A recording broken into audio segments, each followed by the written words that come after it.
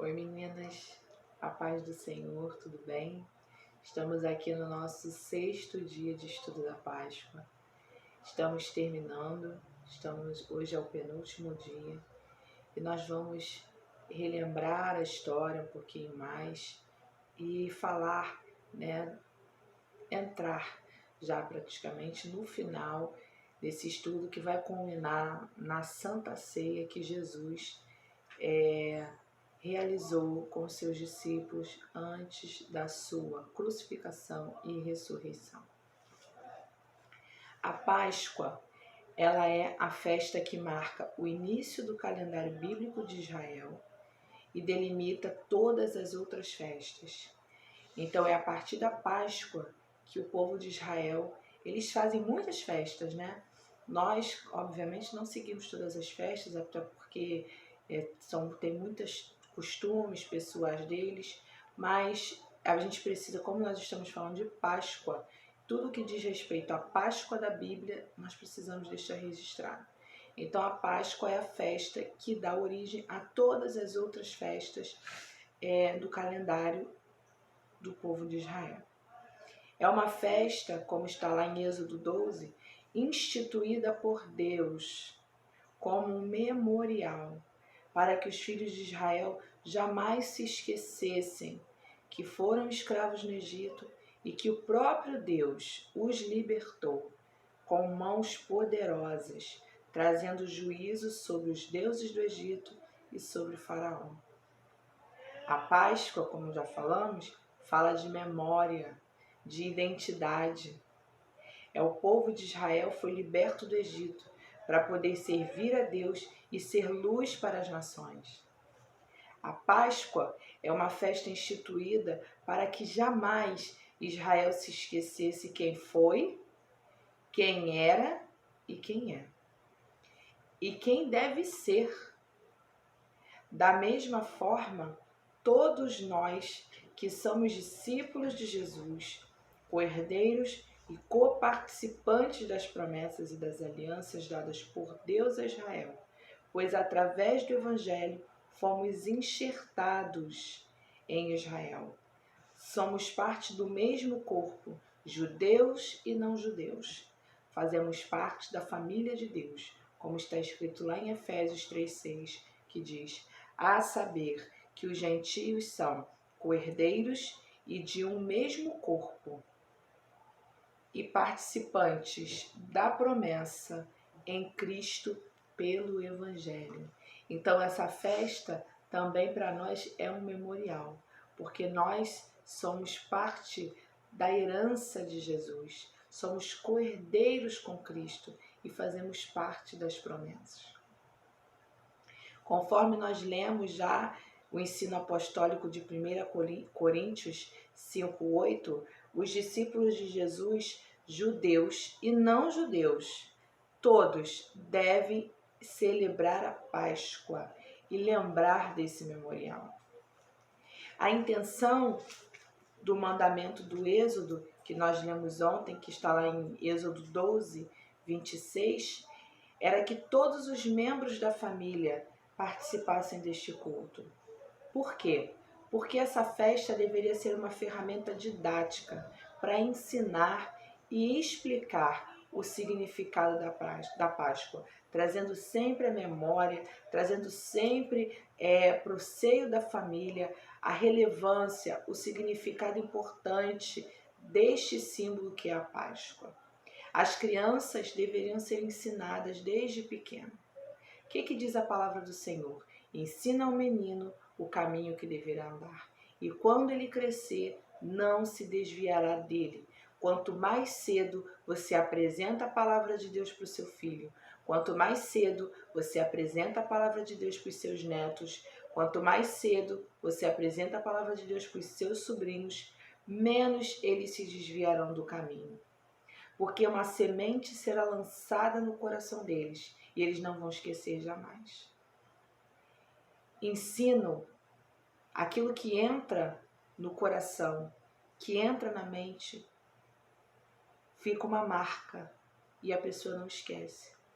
Por isso que nós não devemos usar de autoritarismo. Deus não é um Deus tirano. Desculpa. Deus não é um Deus tirano, não é um Deus autoritário. Deus, ele é Pai. Ele nos ensina. E Jesus foi nosso mestre. Deixou muitos ensinamentos tais que estamos utilizando até hoje. Então ensine seu filho a palavra. Ensine, mostre o porquê. Não diga simplesmente, a palavra de Deus diz isso. Mas ensine para o seu filho por que a palavra de Deus diz isso. Para que ele não receba apenas uma informação, mas para que ele entenda, para que ele desenvolva, no seu espaço cognitivo um ensinamento. E para que aquele ensinamento gere no seu coração esperança e mudança de vida. E quando ele crescer, ele vai se lembrar de tudo aquilo que você falou. Ainda que ele fique um pouquinho fora, mas ele vai lembrar de tudo aquilo que você ensinou. Porque ele vai saber onde que é a sua raiz. Conforme nós já falamos anteriormente. Que não somos nós que sustentamos a raiz, mas é a raiz que nos sustenta.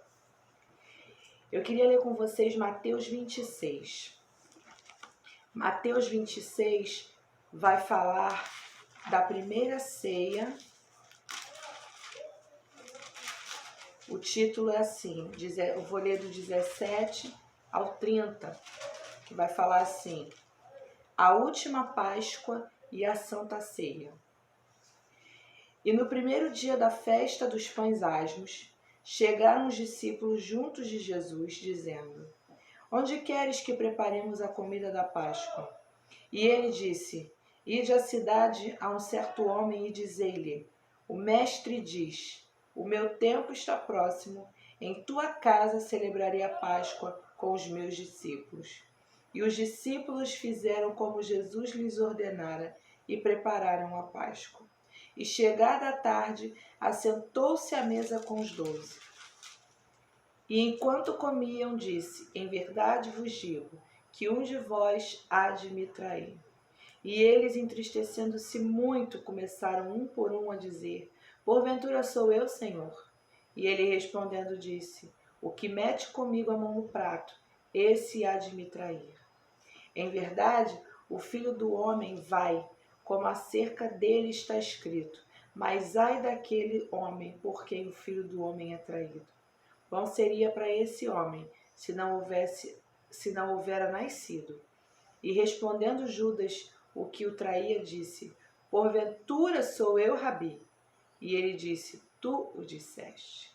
Enquanto comiam, Jesus tomou o pão e, abençoando-o, partiu e o deu aos discípulos e disse: tomai, comei, isto é meu corpo. E tomando o cálice e dando graças, deu-lhe dizendo: bebei dele todos, porque isto é o meu sangue, o sangue do Novo Testamento, que é derramado por muitos para a remissão de pecados. E digo-vos que, desde agora, não beberei deste fruto da vide, até que aquele dia em que o beba de novo convosco no reino de meu Pai. E tendo cantado um hino, saíram para o Monte das Oliveiras. Então aqui nós vemos o Senhor realizando a Páscoa e a primeira Santa Ceia. A Páscoa, ele ali simbolizando a própria atitude que seria culminada mais à frente, a sua crucificação. Ele seria o próprio Cordeiro que seria sacrificado por amor de muitos. Seu sangue traria a libertação dos nossos pecados. O seu sangue traria um novo tempo, uma nova aliança. O seu sangue iria reunir povos de todas as nações que seriam lavados e remidos pelo sangue de Jesus. E institucionalizou a Santa Ceia, que significa a sua ressurreição. A nova vida com Deus, declarando que a morte perdeu. A morte não venceu Jesus. Ele continua sendo todo-poderoso. Ele continua sendo vivo e eterno e virá nos buscar. E aqui nessa passagem de Mateus, nós podemos ver que Jesus celebrou seu último jantar da Páscoa com os discípulos, seguindo todas as tradições judaicas videntes na sua época e até os dias de hoje, porque os judeus celebram ainda a Páscoa dessa maneira, né? Com um jantar familiar, um cordeiro assado e comido por todos, um jantar com pão asmo, com ervas amargas, uma pasta doce, 4 cálices de vinho e o relato do Êxodo. E por que pão asmo e ervas amargas? O pão asmo simbolizava a pressa que eles saíram do Egito. Então, a pressa que saíram do Egito não tinha tempo, não teve tempo do pão assar, né, direito. E as ervas amargas, nossa, hoje eu tô demais. As ervas amargas lembrava como a sua vida era amarga no Egito, quando eles eram escravos de Faraó. Quando o apóstolo Paulo, lá em 1 Coríntios 5, né, declara a Páscoa sobre os gentios, esse pão sem fermento passa a ter um novo significado. O pão sem fermento, ele passa a ter um significado de que o fermento passa a ter um significado de corrupção, né, das concupiscências da carne, do homem, né, aquilo que está dentro do homem que faz com que o homem se sinta altivo. E o pão sem fermento, por isso que ele vai falar, celebrem com pão sem fermento, pão sem malícia, o pão sem vaidade. Então esse pão sem fermento hoje simboliza para nós que nós devemos nos despir do nosso velho homem. Por isso que estamos sempre, todos os anos, celebrando a Páscoa, relembrando. A Páscoa é uma reflexão para nós. Para que nós estejamos sempre lembrando, relembrando, olha, Jesus já se fez sacrifício por mim na cruz do Calvário. Ele já derramou o seu sangue. Ele é o Cordeiro vivo que desceu do céu. Certas coisas não competem mais na minha vida. O que preciso é abrir mão, o que preciso fazer, o que preciso tirar da minha vida, o que ainda tem me inchado. Então, o fermento passou a ter esse significado para nós, após a nova aliança. E além, como eu já falei, além de celebrar a Páscoa, ele institucionaliza a Santa Ceia, uma celebração que simboliza a sua ressurreição, uma ordenança até que ele venha, e ele vem. Então hoje nós falamos mais um pouquinho, amanhã nós vamos estar encerrando esse estudo de Páscoa. Não se esqueça que a Páscoa ela precisa ser celebrada no seu sentido original hebraico, que é o Pessa. Nós estamos lembrando de todo o sacrifício do nosso Jesus na cruz do Calvário. Estamos lembrando que sempre foi o desejo do coração do Senhor que fôssemos livres. Livres do pecado, livres da escravidão. O Senhor não nos quer aprisionado a nada. O Senhor não nos quer aprisionado a ninguém. O Senhor não nos quer aprisionado a pessoas, a sentimentos, a vícios. O Senhor não nos quer aprisionado a passado, aquilo que Ele já levou sobre si. O Senhor não quer. Não é desejo do coração do Senhor que sejamos presas fáceis do inimigo. Porque quando Ele derrama seu sangue, Ele nos dá liberdade. Ele nos tira o pecado. Mas esse pecado depende da minha ação. Lembra que nós falamos que todo símbolo sem ação, sem uma atitude, ele não tem poder nenhum? Não adianta eu saber desse significado. Não adianta eu reconhecer esse símbolo se eu não tiver uma atitude de mudança e transformação na minha vida. Então eu preciso todos os dias me lembrar que fui escravo no Egito e o Senhor me libertou. Não posso me esquecer que um dia Ele veio, derramou o seu sangue na cruz do Calvário, nos libertando de todo pecado, nos dando a vida eterna. Porque não bastava mais o juízo de Deus sobre os homens. Quantas vezes o Senhor decretou juízo sobre os homens? Quantas vezes o Senhor levantou profetas para trazer o homem, consertar o homem, mudar a rota do homem.